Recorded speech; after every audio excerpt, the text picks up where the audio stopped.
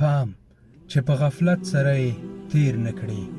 دا ژوند یو کتاب دی چې په اوله پاڼه کې پیدایښت او په آخره کې مرګ لیکلی دي، او منځونه چې څومره پاڼې دي هغه ټولې د لیکنې نه خالي دي، او هغه له دې دپاره هغه څه چې ته غواړې هغه پکې په خپله ولیکه. خو د لیکلو په وخت کې په دې باندې حتما فکر وکړه کله چې د الله تعالی په وړاندې په ورځ د حساب دغه کتاب خلاص شي او ته پښیمانه نه یې. پیغمبر صلی الله علیه وسلم فرمایي الله تعالی به د ټول مخلوق سره یو ځای د ذره ذره حساب کوي. وی فرمایل زه د الله تعالی حبیب یم، او هر هغه څوک چې ریښتینې توبه وکړي هغه هم د الله تعالی حبیب دی، او په ورځ د حساب به له ما سره سرلوړی ولاړ وي.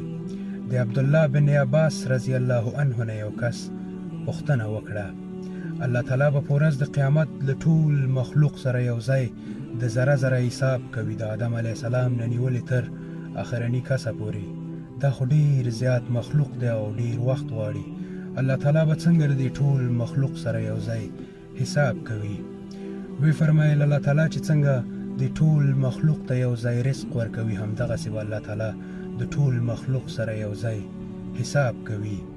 هغه صلی الله علیه وسلم فرمایي الله تعالی جبار ذات دی، د اووم اسمان په سر عرش او د عرش په سر الله دی، او د هغه ځینه زموږ د ټولو څارونکی دی.